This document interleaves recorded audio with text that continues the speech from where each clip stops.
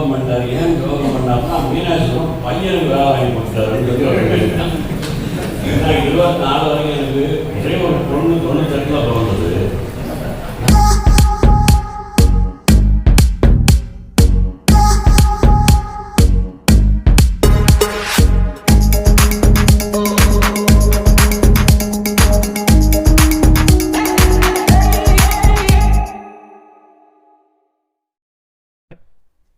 நீங்க எல்லாரும் பேசி எல்லாரும் ஒருங்கிணைந்து வரக்கூடிய அருமை தோழர் நம்ம மீனாட்சி சுந்தரம் அவர்களை இந்த மத்தியில் பேச வேண்டும் என்று கேட்டுக்கொண்டீங்க.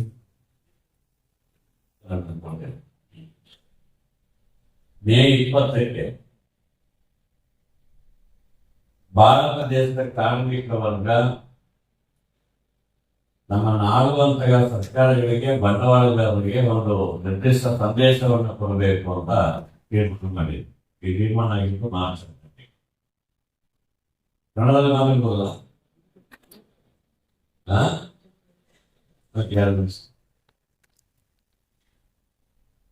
ಮಾರ್ಚ್ 18ನೇ ತಾರೀಕು ಡೆಲ್ಲಿಯಲ್ಲಿ ಒಂದು ಸಮಾವೇಶವನ್ನು ಮಾಡಿದ್ವಿ.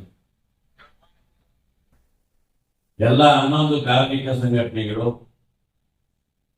ವಿವಿಧ ಫೆಡರೇಷನ್ಗಳು, ಹಣಕಾಸು ರಂಗದಲ್ಲಿರುವಂತಹ ಯೂನಿಯನ್ ಬ್ಯಾಂಕಿಂಗು, ಅಲ್ಲಿರ್ತಕ್ಕಂಥವರು, ಸರ್ಕಾರಿ ನೌಕರರ ಸಂಘಟನೆಗಳೆಲ್ಲರೂ ಸೇರಿ, ಟೆಲಿಕಮ್ಯುನಿಕೇಶನ್, ಡಿಫೆನ್ಸ್ ಎಂಪ್ಲಾಯೀಸ್ ಎಲ್ಲರೂ ಸೇರಿ ತೀರ್ಮಾನ ಮಾಡಿದ್ದು ಈ ಸರ್ಕಾರಕ್ಕೆ ಸಂದೇಶವನ್ನು ಕೊಡಬೇಕು. ಅದಕ್ಕೆ ಪ್ರಮುಖವಾದಂತಹ ಕಾರಣ ಏನಿದೆ ಅಂದ್ರೆ ಏಪ್ರಿಲ್ 1ನೇ ತಾರೀಕಿಂದ 4 ಸಂಹಿತೆಗಳನ್ನ ಅನುಷ್ಠಾನಕ್ಕೆ ತಂದೆ ತರ್ತೀವಿ ಅಂತ ಹೇಳಿ ಲೇಬರ್ ಮಿನಿಸ್ಟರ್ ಪದೇ ಪದೇ ಮಾತಾಡ್ತಾ ಇದೆ. ಈ ಸರಳವಾಗಿ ಒಂದು ವಿಚಾರ ತಿಳ್ಕೊಳ್ಳಿ. ನಿಮ್ಮ ಅಭಿಮಾನ ಮಾತುಕತೆ ಸ್ಟ್ರೈಕರ್ ಬಗ್ಗೆ ನಮ್ಮ ಕಡೆಗೆ ಮಾತಾಡ್ತೇನೆ, ಯಾಕಂದ್ರೆ ಅದರ ಬಗ್ಗೆ ನಮ್ಗೆ ಭಾರಿ ಆಸಕ್ತಿ ಇರ್ತದೆ. ಆದ್ರೆ ಈ ಮುಂದೆ ನಮ್ಮ ಭವಿಷ್ಯಕ್ಕೆ ಬರುವಂತಹ ಚಾಲೆಂಜ್ ಇದು ಅರ್ಥ ಆಗಲಿಲ್ಲ ಅದಕ್ಕಿರುವಂತಹ ಕಷ್ಟ ಇರೋದ್ರಿಂದ ಗೊತ್ತಾಗುತ್ತೆ. ನೀವು ತಿಳ್ಕೋಬೇಕು, 2019ರಲ್ಲಿ ಕೇಂದ್ರ ಸರ್ಕಾರ ಒಂದು ಕಾನೂನನ್ನ ಪಾರ್ಲಿಮೆಂಟ್ ಪಾಸ್ ಮಾಡ್ತದೆ. ಅದಕ್ಕೆ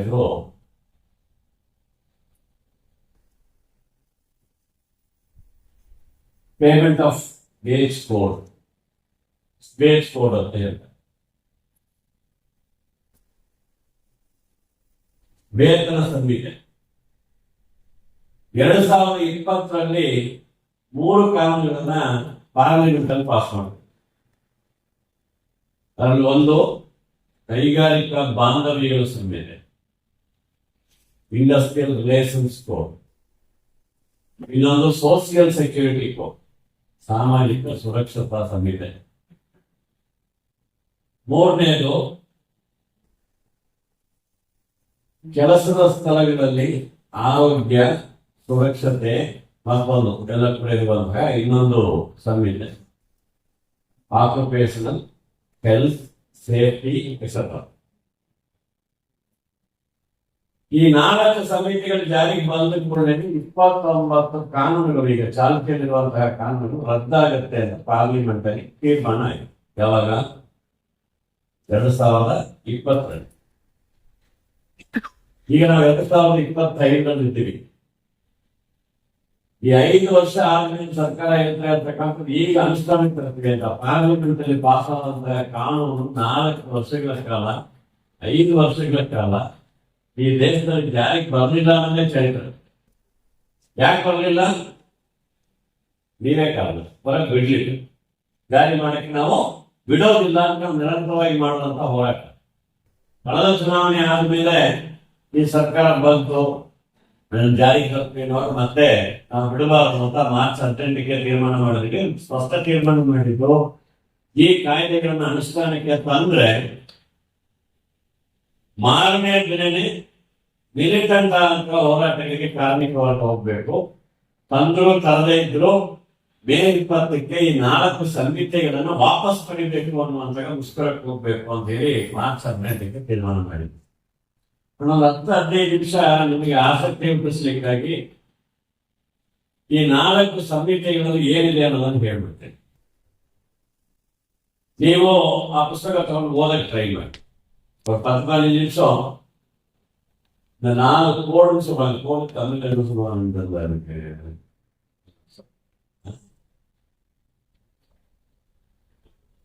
பண்ணிக்கிட்டே இருந்தாங்க.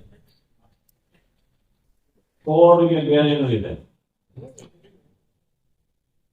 கோடு லைன் கோடுனா நியமாவளி நியமங்கள் எதாவது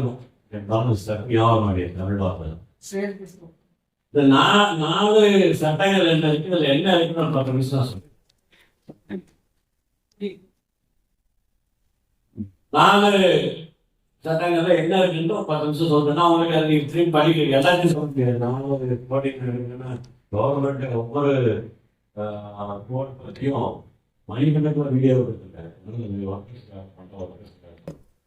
இதுல சில முக்கியமான அம்சம்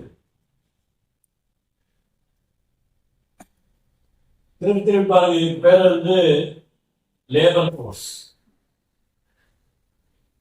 கார்மிக சமிட்டை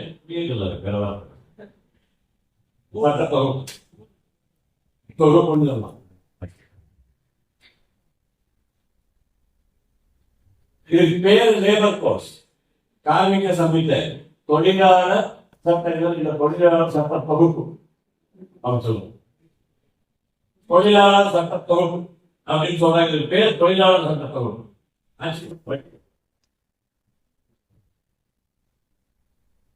அது என்ன இருக்கு,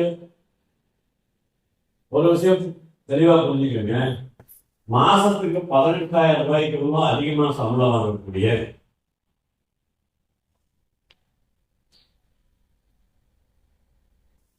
சூப்பர்வைசர் கேட்டகரியில் இருக்கக்கூடிய சூப்பர்வைசரி வேலை செய்யக்கூடிய யாருக்கும் கூட இந்த சட்டம் பொருள்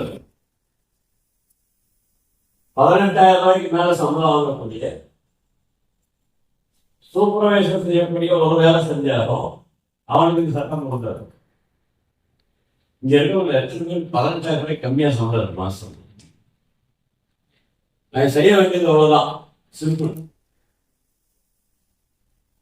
உனக்கு ஒரு லீவ் பண்ணுறதுக்கோ இல்லை யாரும் 4 பேர் நீ பார்த்துக்கணும்னு சொல்லிட்டு ஒரு சின்னதாக ஒரு அப்பாயின்மெண்ட் லெட்டர் கொடுத்தாரா கான்ட்ராக்ட் லேபர் சூப்பர்வைசர் இந்த சட்டம் உங்களுக்கு தருவாங்க. சட்ட பாதுகாப்பு தெரியாது அப்படின்னு என்ன அர்த்தம்? ஒரு முதலாளி மனசு இருக்கா, ஒரு கான்ட்ராக்ட் மனசு இருக்கா, இந்தியாவில் இருக்கக்கூடிய எல்லா தொழிலாளியும் நீ தொழிலாளி இல்லைன்னு சொல்லலாம். அதாவது இதுல இருக்க அபாயத்தை சின்ன ஒரு இது பண்ண முடியாது. இப்ப இருக்கக்கூடிய சட்டத்துல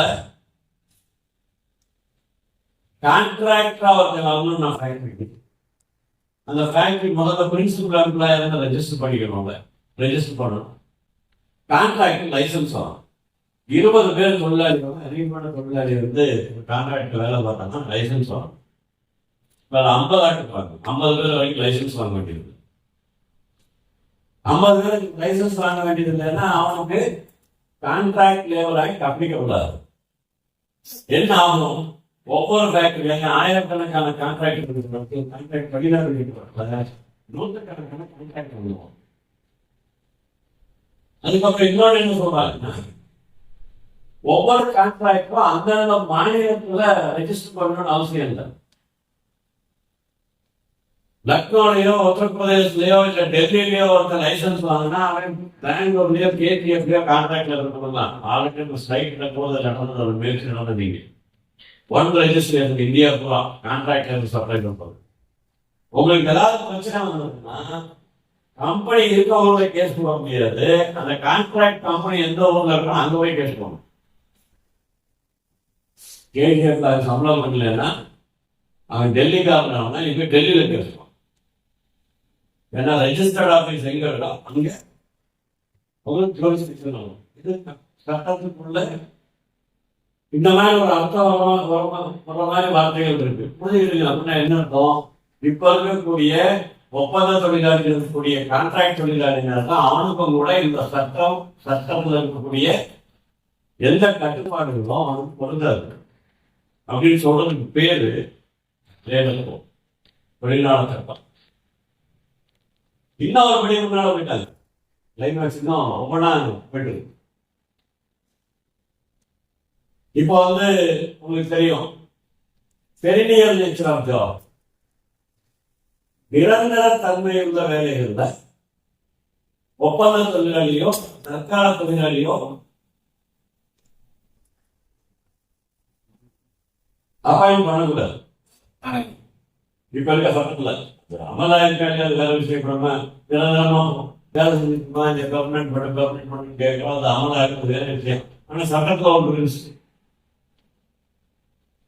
இப்போ அந்த பெரினியல் நேச்சர் ஆஃப் ஜாப் டெபினிஷனே இருந்துட்டு ஃபோர் ஜாப் அப்படின்னு சொல்றாங்க. ஃபோர் ஜாப் ரொம்ப முக்கியமான வேலை. அதை யார் முடிவு பண்ணணும்? அந்த கவர்மெண்ட் முடிவு பண்ணா, அந்த முதலாளி முடிவு பண்ணலாம். ஃபோர் ஜாப் விட்டு எல்லா இடத்துலையும் டெம்பரரி ஒர்க்கர்ஸா அப்பாயின்மெண்ட். டெம்பரரி ஒர்க்கர் அப்பாயின்மெண்ட் போது அவங்களுக்கு புதுசா ஒன்று சொல்றாங்க, பிக்ஸட் டேர்ம் எம்ப்ளாயி. அப்ப சட்டத்திலே இருக்க அப்பாயின்ட் பண்ணும்போது எப்ப டிஸ்மிஸ் ஆகுன்னு எழுதி கொடுத்துடலாம். கல்யாணம் பண்ணும்போது என்னைக்கு விவாதம் அன்னைக்கே டேட். 1ஆம் தேதி ஜனவரி வேலைக்கு பண்ணா 31ஆம் தேதி டிசம்பர்ல வேலையை விட்டு போயிடலாம். என்ன சொன்னாங்க, இனிமேல் கிராஜுவேட்டி 5 வருஷம் சர்வீஸ் இல்லை. இந்த மாதிரி டெம்பரரி ஒருத்தர் இருக்கவங்க வந்து வேகம் வேலையில எடுத்துட்டா அந்த 5 வருஷத்துக்கு குறைஞ்ச எத்தனை வருஷம் இருக்கணும், ப்ரொபோஸ் டேட்டா கிராஜுவேட்டி கொடுக்கணும், சட்டத்தில் கொண்டு வந்து அதுக்கு மினிமம் 1 இயர் சர்வீஸ் இருக்கணும். 240 நாள் சர்வீஸ் இருக்கணும். 239 நாளுக்கு அப்பாயின்மெண்ட் கிராஜுவேட்டி கொடுக்க வேண்டியது. இப்போ நீங்க கான்ட்ராக்ட் ஒர்க்கர் போவோம், கை வச்சு போகக்கூடாது, கிராஜுவேட்டி கொடுக்கணும், போராட்டம் பண்ணுறீங்க. சுப்ரீம் கோர்ட்ல நம்மளே போட்ட கேஸ் வேற ஒரு கேஸ்ல கான்ட்ராக்ட் கிராஜுவேட்டி கொடுக்காட்டுனா பிரின்சிபல் பொறுப்பு கிராஜுவேட்டி கொடுக்க வேண்டியது. நிறைய இடத்துல கிராஜுவேட்டி வழங்க ஆரம்பிச்சிட்டாங்க. உங்களுக்கு வந்தே ஒரு கிராஜுவேட்டி, அது ஒன்றும் டவுட் கிடையாது. பார்த்து கணக்கு வச்சு எடுக்கணும். நாங்கள் ஆல்ரெடி எடுத்துட்டோம். கான்ட்ராக்ட் கிராஜுவேட்டி பே பண்ணாங்க. பிரின்சிபல் பிஎம் கிராஜுவேட்டி கொடுத்தாரு. கிராஜுவேட்டி தப்பு தனி கொடுத்தாரு. இப்ப புதுசா கொண்டு வர சொல்றாங்க, 1 வருஷத்துக்குள்ள கிராஜுவேட்டி கொடுக்க வேண்டியது. அப்பாயின்மெண்ட் 239 நாள் பண்ண போதும். கிராஜுவேட்டி இருந்தா பெர்மனன்ஸும் இல்ல. ஏன்னா கோர் நேச்சர் ஆஃப் ஜாப் இல்ல, கோர் ஜாப் ஒரு டெஃபினிஷன் ஏதோ இன்னொரு ஸ்டெப் நடப்பிட்டேன். உங்களுக்கு தெரியும் சாப்டர் 5B போகல ஒப்பந்தம் பேச்சுவார்த்தை நடக்கும் போது பிஎம் மேனேஜ்மெண்ட் திடீர்னு எதிர்த்து இல்லை. இது வரைக்கும் பண்ணதெல்லாம் தப்பு. நிறைய பேருக்கு நம்ம தொழிலாளி புரியல. ஒரு இன்ட்ரெஸ்டிங் சொல்றேன். எனக்கு கல்யாணம் ஆனது 97, 1997. குழந்தை பிறந்தது 98. ஒரே குழந்தை தான் பெற்றுக்கிட்டேன். நிறைய குழந்தை பெற்றுக்கல. அது படிச்சு முடிச்சு லாயர் ஆனது 2023. அது பெண் குழந்தை. நான் எதுக்கு சொல்றேன்னா முக்கியமான காரணம் இருக்கு, அதுக்காக சொல்றேன். இங்க இருக்கக்கூடிய கான்ட்ராக்ட் ஒர்க்கர் நீங்க 24 நாள் போராட்டம் பண்ணது 2024.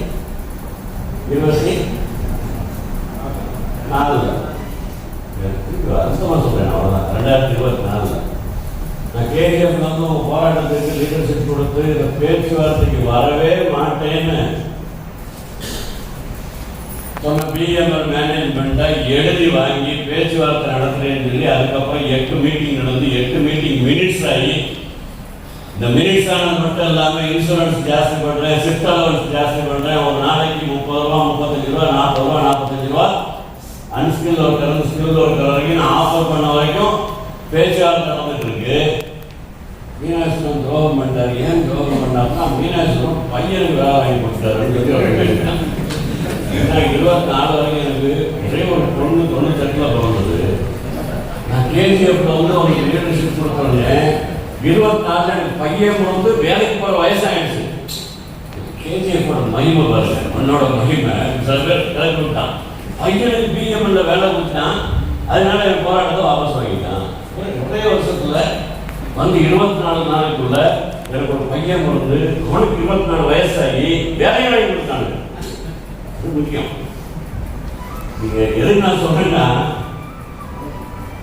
இந்த மொத்த போராட்டம் ஜெயிச்சு வர வழி இல்லாம பிஎம்எல் மேனேஜ்மெண்ட் பேச்சுவார்த்தைக்கு வரணும் அப்படிங்கிற நிலைமை வந்ததுக்கு காரணம் என்னன்னா, இண்டஸ்ட்ரியல் டிஸ்பியூட் ஆக்ட். அதெல்லாம் கெட்டியா இன்னும் கேஸ் போட்டாகணும், கூட்டு பேச்சுவார்த்தை நடத்த வைக்கணும். வரைக்கும் நம்ம போராட்டம் நடக்கும்போது இந்த போராட்டத்தை இல்லீகல் அனௌன்ஸ் பண்ண முடியல. இல்லீகல் ஸ்ட்ரைக் சொல்லி திருப்பி உங்களே சொல்லிட்டு இருந்தா லேபர் டிபார்ட்மெண்ட்ல சொன்னா 24 நாள் போராட்டம் நடந்து நம்மளே வித்ரா பண்ண வரைக்கும் அந்த வேலை நிறுத்தத்தை இல்லீகல் ஸ்ட்ரைக்னு யாரும் சொல்ல முடியல. அந்த உரிமை நமக்கு இருந்தது. இதெல்லாம் இண்டஸ்ட்ரியல் டிஸ்பியூட் ஆக்ட்ல இருக்கிறதுல இருந்த உரிமை. இப்ப புதுசா ஒன்று கொண்டு வராங்க. ரொம்ப யோசிச்சு நான் சொல்றேன், கவனமா கேளுங்க. கனடா இண்டஸ்ட்ரி சொல்றேன். இனிமேல் எந்த ஃபேக்டரியா இருக்கட்டும், அது பப்ளிக் யூட்டிலிட்டியா இருக்கட்டும், இல்லை ஏதாவது ஃபேக்டரியா இருக்கட்டும், அந்த ஃபேக்டரியில ஸ்ட்ரைக் போகணும்னா நோட்டீஸ் கொடுத்து 60 நாளைக்கு அப்புறம் ஸ்ட்ரைக் போனா இல்லீகல் ಸ್ಟ್ರೈಕ್.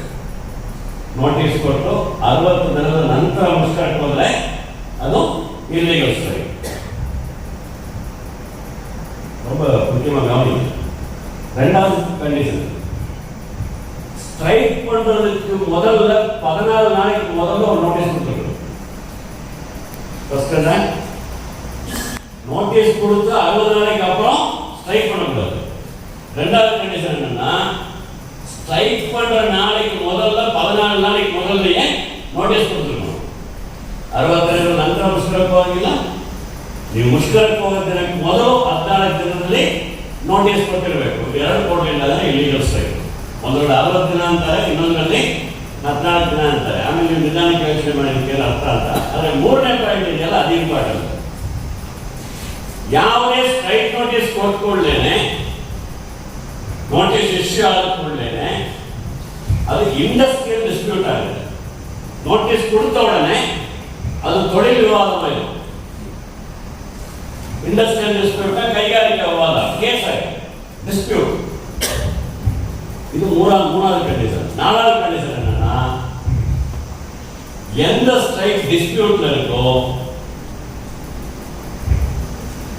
ஏதாவது இண்டஸ்ட்ரியல் டிஸ்பியூட் இருக்கும்போது எந்த ஸ்ட்ரைக் தொடருதோ அந்த ஸ்ட்ரைக் எல்லாமே இல்லீகல் ಸ್ಟ್ರೈಕ್. ಕೈಗಾರಿಕಾ ವಿವಾದ ಇರುವಂತಹ ಸಂದರ್ಭದಲ್ಲಿ ಯಾವ ಮುಷ್ಕರ ನಡೀತಿದೆಯೋ ಆ ಎಲ್ಲಾ ಮುಷ್ಕರಗಳು ಕಾನೂನುಬಾಹಿರ ಮುಷ್ಕರ. 3-4 ಪಾಯಿಂಟ್ ಹೆಸರು ஒரே ஒரு சொல்லணும். இந்தியாவில் என்ன ஸ்ட்ரைக் நடந்தாலும்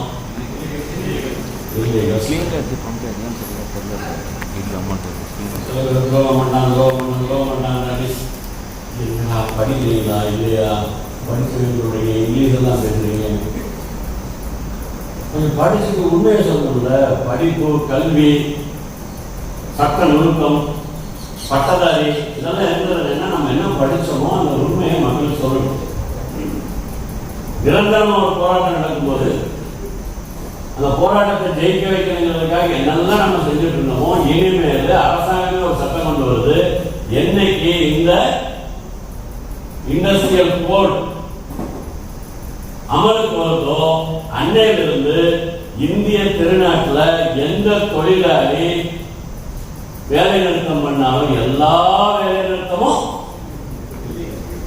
இல்லீகல், சட்டவிரோதமான வேலை, கானூனுபாய முஷ்கரம். இந்த சட்டத்தின் பேர் என்ன சொல்லுங்க? Labour code. தொழிலாளர் சட்ட தொகுப்பு. தொழிலாளி அநியாயம்னா நியாயம் கேட்டு போராட முடியாது, நீ போராட்டம் பண்ணா அது இல்லைன்னு சொல்ற சட்டத்துக்கு பேர் தொழிலாளர் சட்டம். இன்னொன்று இதே இண்டஸ்ட்ரியல் கோட்ல சாப்டர் 10B ஃபர்ஸ்ட் செக்ஷன் இதுவரைக்கும் 100 பேருக்கு அதிகமாக வேலை செய்யக்கூடிய எந்த தொழிற்சாலையா இருக்கட்டும், தொழில் நிறுவனமா இருக்கட்டும், அவங்க அங்க இருக்கக்கூடிய தொழிலாளிகள் லே ஆஃப் பண்ணணும்னா, லே ஆஃப் தெரியுமா உங்களுக்கு? இப்போ உங்களுக்கு திடீர்னு தமிழ் நாம இப்போ பார்க்கலாம், லே ஆஃப் பண்ணணும்னா வேலையிலிருந்து எடுக்கணும்னா, வேலையிலிருந்து எடுக்கணும், ஆல்ட்ரேட் செய்யணும்னா, இல்ல அந்த தொழில் நிறுவனத்தை மூடணும்னு நினைச்சாங்கன்னா சம்பந்தப்பட்ட கவர்மெண்ட் இருந்து முதல்லயே கமிஷன் ಪೂರ್ವಾನುಮತಿ ಪಡಿಬೇಕು. ಕ್ಲೋಸ್ ಮಾಡೋಕ್ಕೆ, ಲೇ ಆಫ್ ಮಾಡೋಕ್ಕೆ, ರಿಟರ್ನ್ಸ್ ಮಾಡೋಕ್ಕೆ 100 ಜನಕ್ಕಿಂತ ಜಾಸ್ತಿ ಇದೆ. ಈಗ ಈ ಕಾನೂನಲ್ಲಿ ತಿದ್ದುಪಡಿ ತರ್ತಿದ್ದಾರೆ. சட்டத்தில் புதுசாக சேர்த்துருக்காங்க. திட்டப்படி இல்லை, புதுசாக சட்டமே சொல்லுது. சட்ட புத்தகத்திலே கொண்டு வந்துட்டாங்க. என்னன்னா அந்த 100 300 ஆகணும். 300 பேர் அதுக்காக அதிகமாக இருக்கக்கூடிய தொழிலாளிகள் இருக்கக்கூடிய ஃபேக்டரிக்காரன் மட்டும் பெர்மிஷன் வாங்கினா போதும். 300க்குள்ள இருக்கவங்க ಯಾರು பெர்ಮಿಷನ್ வாங்க வேண்டியது. 300 ಜನಕ್ಕಿಂತ ಕಡಿಮೆ ಕೆಲಸ ಮಾಡುವಂತಹ ಕಾರ್ಮಿಕರು ಯಾವುದೇ ಅನುಮತಿ ಇಲ್ಲದೇನೆ ಫ್ಯಾಕ್ಟರಿ ಕ್ಲೋಸ್ ಮಾಡೋದು, ಲೇ ಆಫ್ ಮಾಡೋದು, ರಿಟರ್ನ್ಸ್ ಮಾಡೋದು. ಇಂಟ್ರೆಸ್ಟಿಂಗ್ ಇದೆ. ಇದು ಕಾನ್ಕರೆಂಟ್ ಲಿಸ್ಟ್ ಅಂತ ಹೇಳ್ತೀವಿ. ಸ್ಟೇಟ್ ಗವರ್ಮೆಂಟ್, ಸೆಂಟ್ರಲ್ ಗವರ್ಮೆಂಟ್ ಎರಡಕ್ಕೂ ಹಾಕಿದೆ ಲೇಬರ್ ವಿಚಾರದಲ್ಲಿ. ಆದರೆ ಸೆಂಟ್ರಲ್ ಗವರ್ಮೆಂಟ್ ಕಾನೂನು ತರ್ತದೆ, ಅಪ್ರಾಪ್ರಿಯೇಟ್ ಗವರ್ಮೆಂಟ್ ಆ ರಾಜ್ಯ ಸರ್ಕಾರಗಳು ಏನಾದ್ರು ಮನಸ್ಸು ಮಾಡಿದ್ರೆ 300 ಅನ್ನುವಂಥ ಸಂಖ್ಯೆಯನ್ನು 300ಕ್ಕಿಂತ ಜಾಸ್ತಿ ಮಾಡಬಹುದು, ಕಡಿಮೆ ಮಾಡಂಗಿಲ್ಲ. ಸೊ ಸ್ಟೇಟ್ ಗವರ್ಮೆಂಟ್ಗೆ ಆ 300 ಅನ್ನುವಂಥ ಸಂಖ್ಯೆಯನ್ನ 250 ಮಾಡಂಗಿಲ್ಲ.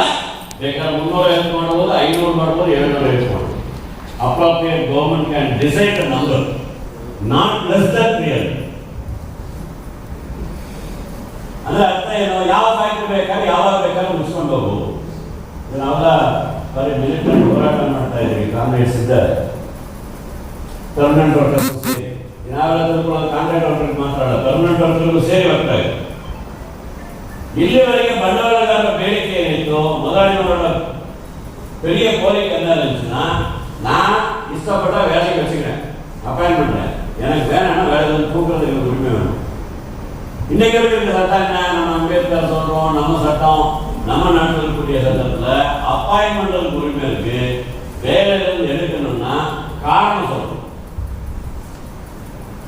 தொழிலாளியை தப்பு பண்ணியிருந்தாலும் என்கொயரி நடத்தி தப்பு பண்ணான்னு ப்ரூவ் பண்ணிட்டு தான் வேலையிலிருந்து எடுக்க முடியும். அப்படின்னா வேலையிலிருந்து நீக்கிறதுக்கு, வேலை நீக்கம் செய்வதற்கு ஒரு முதலாளிக்கு உரிமை இல்லை. ஏன் இந்த உரிமை இல்லை?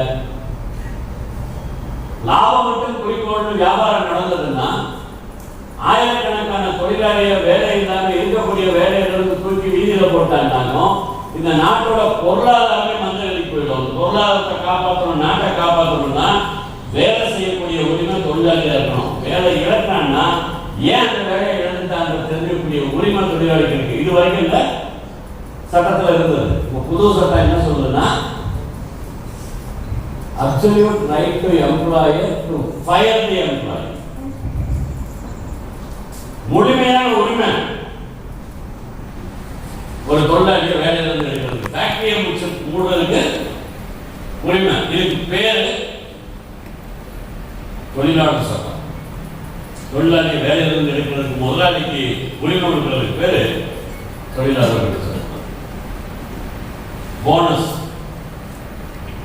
எல்லாத்துக்கும் லிமிட்டஸ் தான். 21,000 மேலே போனஸ் இல்லை. கான்ட்ராக்ட் 21,000 போனஸ் இல்லை.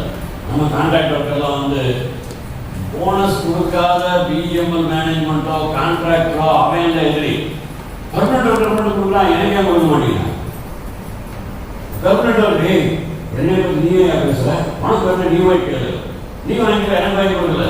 இப்படி நம்மளோட செலவு பண்ணிருக்கோம். Permanent worker, contract worker. Payment of wages ஆக்ட்ல தொழிலாளி 21,000 மேல சம்பளம் இருந்தா போனஸ் கொடுக்க வேண்டியதில்லைன்னு சட்டம் இப்ப இருக்கு. அட்லீஸ்ட் நம்ம தொடர்ந்து தொழிலாளி கேட்டுட்டு இருக்கோம், அந்த லிமிட் எடுத்துருப்பா. போனஸ் அன்பெய்ட் வேஜஸ், லாபத்துக்கு தகுந்த மாதிரி போனஸ் வாங்கக்கூடிய உரிமை தொழிலாளி இருக்கு, அதை கொடு. இதை கவனிக்கவே இல்லை. எந்த லிமிட், தர்சோல் லிமிட் சொல்றாங்க, தொழிலாளர் உரிமை கிடைக்கிறதுக்கு, சோசியல் செக்யூரிட்டி கிடைக்கிறதுக்குள்ள வருமான வரம்புகளை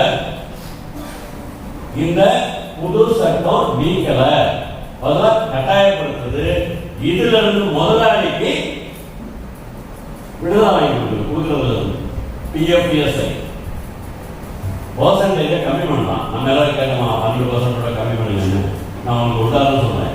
ஒரு ஃபேக்டரியில் மொத்த சம்பளத்துல 25% நான் பிஎஃப் கொடுக்குறேன்னு ஒருத்தருக்கு நான் வாலண்டியர் பண்ணலாம். 100% மேனேஜ்மெண்ட் கொடுக்குறேன். என் கொடுத்து 25% நான் சேர்த்து வைக்கிறேன். உங்களுக்கு இன்ட்ரெஸ்ட் தெரியுமா? பேங்க்ல இன்ட்ரெஸ்ட் ரேட் எவ்வளவு? டெபாசிட் வச்சா எவ்வளவு? எவ்வளவு? அது ஒரு வருஷம் தெரியுமா? எங்கேயாவது 8.35 இன்ட்ரெஸ்ட் ரேட் இருக்கா? எங்க இருக்கு? பிஎஃப்ல மட்டும்தான் நிறைய பேர் சேர்த்து வைக்கிறாங்க. இன்ட்ரெஸ்ட் ரேட் ஜாஸ்தி வரும்.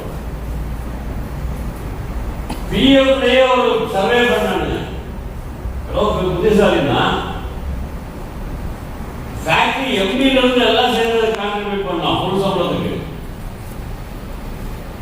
அப்படி கான்ட்ரிபியூட் பண்ணி அதிகமான வட்டி வாங்கிட்டு இருக்காங்க. யார் சாதாரண தொழிலாளி இல்லை, ஃபேக்டரி எம்டி. ஏன்னா அவனுக்கு சம்பளத்துக்கு டாக்ஸ் இருக்கு. ஷேர் மார்க்கெட்ல இருக்க வருமானத்துக்கு டாக்ஸ் கிடையாது, இன்கம் டாக்ஸ் கிடையாது. சம்பளத்தை கம்மியாக வச்சுட்டு அந்த மொத்த சம்பளத்தையும் பிஎஃப்ல டெபாசிட் பண்ணி அதில் இன்ட்ரெஸ்ட் ஜாஸ்தி வாங்கினா கோடிக்கணக்கான ரூபாய் பிஎஃப் நிதியை மோசம் பண்ணிட்டு இருக்காங்க. நீங்க எதாவது பார்த்துக்கலாம். இந்த பேப்பர்ல பெரிய நியூஸ் ஆயிடுச்சு. சில பேர் அக்கௌண்ட் எல்லாம் கேன்சல் பண்ணாங்க. தொழிலாளிக்கு ஏதாவது ஒரு வருங்கால வைப்பு நிதி அப்படின்னு இருக்கக்கூடிய ப்ராவிடன்ட் ஃபண்டையே இல்லாம பண்ண போறாங்க. சோசியல் செக்யூரிட்டி கோடு 3வது கோடு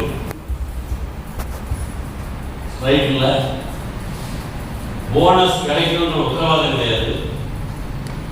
அதோட போனஸ் இருக்கக்கூடிய மாற்றம் என்னன்னு கேட்டீங்கன்னா, ஆபீசர் லேபர் ஆபீசரா இருக்கவன் முதலாளிகிட்ட தான் அக்கௌண்ட் வாங்கலாம். அந்த அக்கௌண்ட்ல என்ன டீட்டெயில் இருக்குன்னு வேற யாரும் சொல்லக்கூடாது. உங்க லாபத்தோட என்ன நீங்க தெரிஞ்சுக்கிறதுக்கு உங்களுக்கு உரிமை இல்லை, உரிமை எடுக்குது.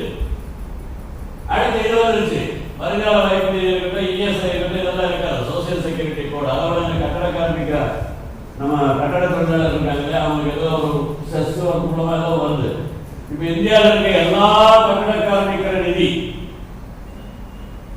கட்டட தொழிலாளி நிதி என்ன இருக்கு, அது எல்லாத்தையும் இந்தியா ஒரே இடத்துல கொண்டு வந்தோம். அதுக்கு சேர்மன் பிரைம் மினிஸ்டர் ஆயிடுவார்.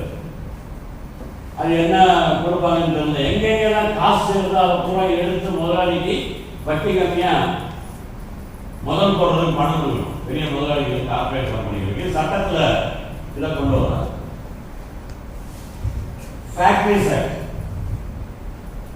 இது ஒன்று மட்டும் சொல்லிடுறேன், டைம் கம்மியாக இருக்குது. பெரிய நீங்கள் படித்தீங்கன்னா தெரியாது. அப்படி நான் சின்ன புக்லெட் கொண்டு வந்துருக்கோம், இதை வாங்கி படிங்க. இங்கிலீஷ் என்ன நான் ஷேர் பண்ணுறேன், சாஃப்ட் காப்பி இருக்குது. இது ஒரு 15 கொடுப்பாங்க. எல்லாத்தையும் முக்கியமான விஷயங்கள்லாம் கொண்டு வந்துருக்கோம். ஃபேக்டரிஸ் ஆக்ட்ல பெரிய மாறுபாடு என்னன்னா, இப்ப இருக்கக்கூடிய ஃபேக்டரிஸ் சட்டத்துல எலக்ட்ரிசிட்டி யூஸ் பண்ணி 10 பேருக்கு மேல சேர்ந்து உற்பத்தி நடத்தினாங்கன்னா அது ஃபேக்டரி. எலக்ட்ரிசிட்டி இல்லாம கரண்ட் இல்லாம 20 பேருக்கு மேல வேலை பார்த்தா அது ஃபேக்டரி, ரெஜிஸ்டர் பண்ணி ஆகணும். இந்த மாதிரி நம்ம நாட்டில் ரெஜிஸ்டர் ஆகக்கூடிய ஃபேக்டரியில கணக்கு வச்சுக்கிட்டுங்க. கர்நாடகா உதாரணம் சொல்ற ஈஸி நம்பர் அது 17,000 ஃபேக்டரி கர்நாடகா ஸ்டேட்ல ரெஜிஸ்டர் ஆயிருக்கு. 17,000 ஃபேக்டரி. இந்த 17,000 ஃபேக்டரியில 7,200 ಫ್ಯಾಕ್ಟರಿ 20 பேரோட ಕಮ್ಮಿ வேலை செய்யலாம். ಈ ಹೊಸ ಕಾನೂನು ಏನು ಹೇಳ್ತದೆ, ಈ 10 ಅಂತ ಇರೋ ಲಿಮಿಟ್ ಅನ್ನು 20 ಮಾಡಬೇಕು ಅಂತ. 20 ಅಂತ ಮಾಡಿಕೊಳ್ಳೇನೆ ಕರ್ನಾಟಕ ರಾಜ್ಯ ಒಂದರಲ್ಲಿ ಮಾತ್ರ 7,200 ಫ್ಯಾಕ್ಟರಿಗಳಿಗೆ ಫ್ಯಾಕ್ಟರೀಸ್ ಆಕ್ಟ್ ಅಪ್ಲಿಕಬಲ್ ಆಗಲ್ಲ. ಫ್ಯಾಕ್ಟರೀಸ್ ಆಕ್ಟ್ ಅಪ್ಲಿಕಬಲ್ ಆಗಲ್ಲ ಅಂದ್ರೆ ಅಲ್ಲಿರೋ ವರ್ಕರ್ಸ್ಗೆ ಆನ್ಯುವಲ್ ಲೀವ್ ಸಿಕ್ಕಲ್ಲ, ಓವರ್ ಟೈಮ್ ಡಬಲ್ ಸಿಕ್ಕಲ್ಲ, ಬೇರೆ ಸೆಕ್ಯೂರಿಟಿ ಪ್ರಾವಿಷನ್ಸ್ ಏನಿದೆ ಅದೆಲ್ಲ ಸಿಕ್ಕಲ್ಲ ಫ್ಯಾಕ್ಟರೀಸ್ ಆಕ್ಟ್ ಅಲ್ಲಿ ಇರೋದು. ಇನ್ನ ಇಂಟ್ರೆಸ್ಟಿಂಗ್ ಏನಾಗುತ್ತೆ ಅಂದ್ರೆ 20 ಜನ ಅಂತ ಮಾಡ್ಬಿಟ್ರೆ ಹಲವಾರು ಫ್ಯಾಕ್ಟರಿಗಳು, ಒಂದು 7 ಎಕರೆ ಫ್ಯಾಕ್ಟರಿ ಇರ್ತದೆ, ಒಂದೊಂದು ಡಿಪಾರ್ಟ್ಮೆಂಟ್ ಒಂದು ಫ್ಯಾಕ್ಟರಿ ಅಂತ ರಿಜಿಸ್ಟರ್ ಮಾಡ್ಬಿಡ್ತಾನೆ 20 ಜನರ ಒಳಗೆ. ಈ ರೀತಿಯಲ್ಲಿ ಆದ್ರೆ ಕನಿಷ್ಠ ಈ ಕಾನೂನುಗಳ ಜಾರಿಗೆ ಬಂದ ಮೇಲೆ ಈಗಿರುವಂತಹ ಅದೇನು ಹೇಳಿದ್ರು ಗೊತ್ತಲ್ಲ ನಮ್ಮ ಕೈಯಲ್ಲಿ ಮೊಂಡಗತಿ, மொன்னகத்தி தான் இருக்கு நம்மள்ட்ட. இப்ப இருக்க சட்டமே மொன்னகத்தி. அதை வச்சு சண்டையை போட முடியாது. ஏதோ புத்திசாலித்தனம் தான் அடிபடாம தப்பிச்சுக்கலாமே தவிர வெட்டி வீழ்த்துறதுக்கு அது ஒன்றும் இல்லை. மொன்னகத்தி இப்ப இருக்க சட்டமே. இந்த புது சட்டம் அந்த மொன்னகத்தியும் கையில் வந்து முடியுது. உங்கள்கிட்ட ஆயுதமே இல்லை. இந்திய நாட்டில் இருக்கக்கூடிய தொழிலாளியில 70% பேருக்கு தொழிலாளர் சட்டம் பொருந்தாது அப்படிங்கிறத இந்த 4 சட்டத்தோட முடிவு, புது சட்டத்தோட முடிவு. இதை நம்ம அமல்படுத்த வேண்டாமா? ஸ்ட்ரைக் பண்ண உரிமை இல்லை. அதோட என்ன சங்கம் சேரும், சங்கத்துக்கு ரெஜிஸ்ட்ரேஷன் வாங்குறது, ரெக்னேஷன் வாங்குறது, அதெல்லாம் இருக்குன்னு சொல்றானுங்க. ஆனா நம்ம எப்பயுமே கேட்டுக்கோம், பிஎம்எல்ல எலெக்ஷன் நடக்கும் எவ்ரி 2 இயர்ஸ் 3 இயர்ஸ். பிஎம்எல்ல எலெக்ஷன் நடந்தா தொழிலாளி யார் வேணுமோ அவங்கள தலைவராக தேர்ந்தெடுப்பாங்க. இவன் நம்ம கான்ட்ராக்ட் ஒர்க்கர்ஸ் யூனியன்ல எலெக்ஷன் நடக்கும். எப்படி எலெக்ஷன் நடக்கும்? Secret ballot. பெரிய ஃபேக்டரியில சீக்ரெட் பேலட் நடக்கும். இப்போ இந்த சட்டம் சொல்லுது, ஒரு தொழிற்சங்கத்துக்கு அங்கீகாரம் கொடுக்கிறதுக்கான முறைய அந்தந்த அரசு முடிவெடுக்கணும். சீக்ரெட் பேலட் சொல்லு, நம்ம கேட்டுக்கணும். சீக்ரெட் பேலட்ல தான் இருக்கணும், அது எல்லாருக்கும் உள்ளது. அந்த அங்கீகாரத்தை எப்படி பண்ணணுங்கிறத ஸ்டேட் கவர்மெண்ட் எப்படிலாம் பண்ணலாம், வெரிஃபிகேஷன் பண்ணலாம். சீக்ரெட் பேலட்ல தொழிலாளி தனக்கு தேவையான தலைமையை, தனக்கு தேவையான சங்கத்தை தேர்ந்தெடுக்க கூட உரிமை இல்லாமல் கொண்டு வர்றாங்க. அப்படின்னா ஒவ்வொரு இந்த 4-5 பாயிண்ட் நான் சொன்ன மாதிரி எந்த உரிமையும் இல்லாம நிராயுத பாணியா ஒருத்தரை நிறுத்தி இந்த நாட்டில் வெளிநாட்டு கார்பரேட் கம்பெனியும் உள்நாட்டு கார்பரேட் கம்பெனியும் சின்ன சின்ன முதலாளிகளுக்கு யார் வேணாலும் எந்த நாட்டு தொழிலாளியை சுரண்டலாம், குறைஞ்ச கூலிக்கு அவனோட உழைப்பை வாங்கலாம் அப்படிங்கிறத உறுதிப்படுத்தக்கூடிய இந்த சட்டத்தை நம்ம ஒத்துக்கணுமா? இது நான் முன்னால் வைக்க கேள்வி. இதை விட ஒரு பெரிய சர்ஜிக்கல் ஸ்ட்ரைக் இருக்க முடியாது. நம்மளே தேர்ந்தெடுத்த ஒரு அரசாங்கம் தேர்ந்தெடுத்த பிரஜைகளை நோக்கி குறிப்பார்த்து தாக்குதல் நடத்தக்கூடிய யுத்தம் இது. ஸ்ட்ரைக் பண்ணா சாஸ்திரம் வாசா ஸ்ட்ரைக் எப்படி சொல்றாங்க? நிஜமா ஸ்ட்ரைக் நடக்கிறது, நிஜமா ஸ்ட்ரைக்னா யுத்தம் நடக்கிறது பாடல் இல்லை, நாட்டுக்குள்ள அங்க நடக்கிறது சின்னது. நான் அந்த உயிரிழப்பு நான் குறைச்சி மதிப்பிடல. ஆனா உள்நாட்டுக்குள்ளேயே ஒரு அரசாங்கம், மத்திய அரசாங்கம், மாநில அரசாங்கம் எல்லாம் சேர்ந்து தன்னோட சொந்த பிரஜைகள் மேல துப்பாக்கி கண்ணில் இல்லாம, கண்ணில் தெரியாம, பீரங்கி கண்ணில் தெரியாம டெய்லி ஒரு பாம்பு போடுது. இன்னைக்கு மட்டும் இல்ல, எதிர்காலத்தையே இருக்காக்கக்கூடிய முறையில ஒரு யுத்தத்தை நடத்திட்டு இருக்கும்போது நம்மளை காப்பாற்றிக்கிறதுக்கான தற்காப்பு நடவடிக்கை நம்ம போடணும் வேணும். ஆனாலும் ஒரு பெரிய யுத்த அபாயம் நாட்டை சூழ்ந்து இருக்கும்போது நாட்டுக்குள்ள குழப்பத்தை ஏற்படுத்தக்கூடிய தேசப்பற்று இல்லாதவங்களை சொல்கிறார்.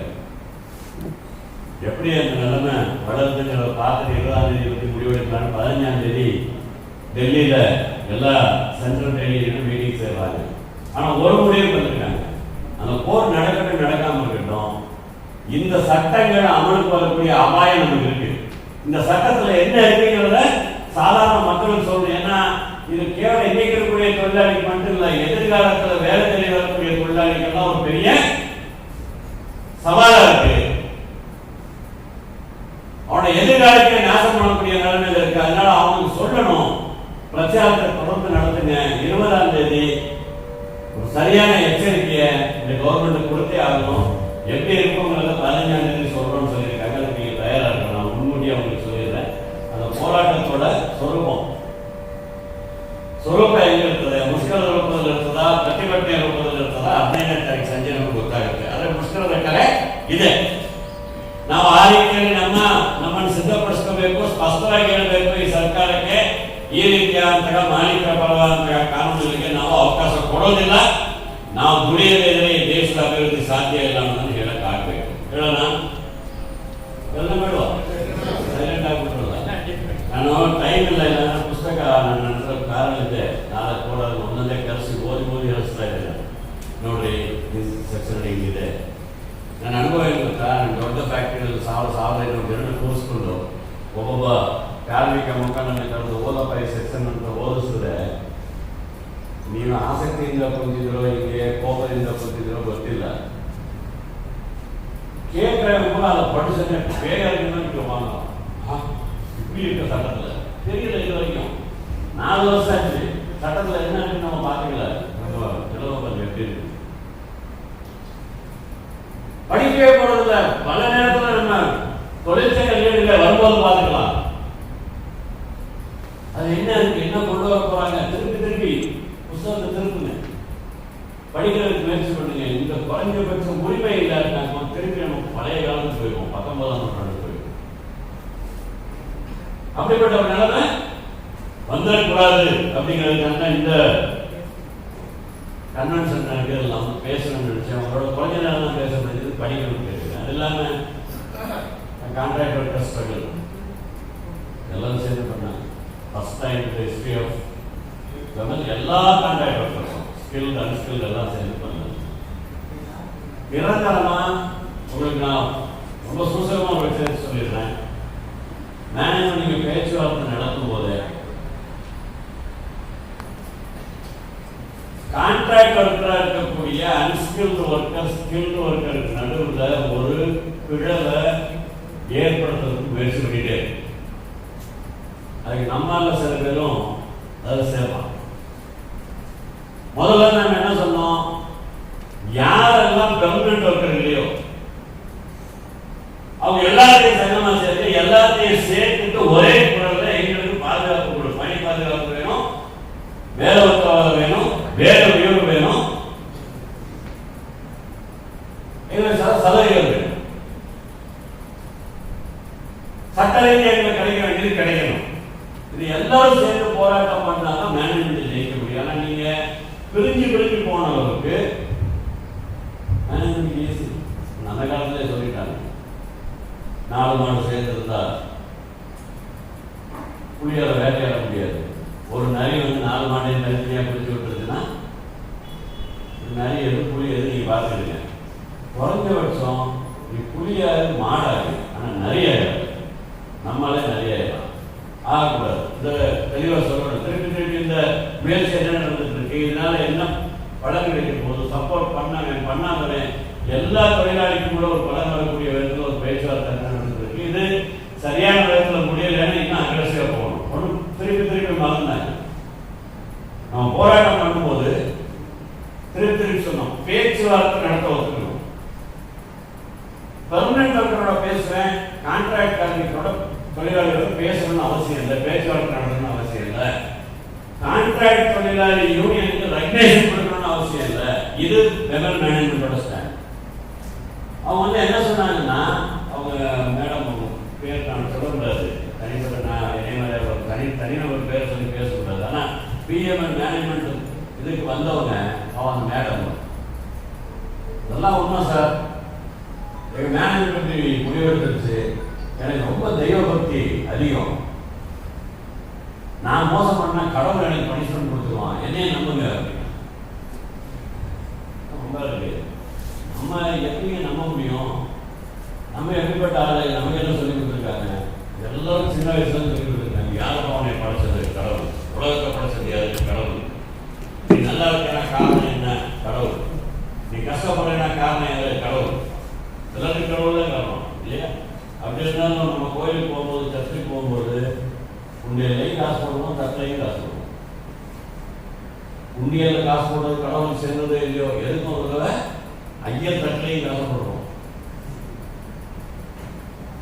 உண்டியல்ல காசு போடுறது சேர்ந்ததே இல்லையோ, எதுக்கும் சர்ச்சில் எதையாவது பண்ணி ஏன் பேரில் ஒரு புதுசாக ஒரு பேரை சொல்லி இன்னார் மயம் இன்னார் வந்தான்னு சொல்லி ஒரு பூஜையை நடத்துது.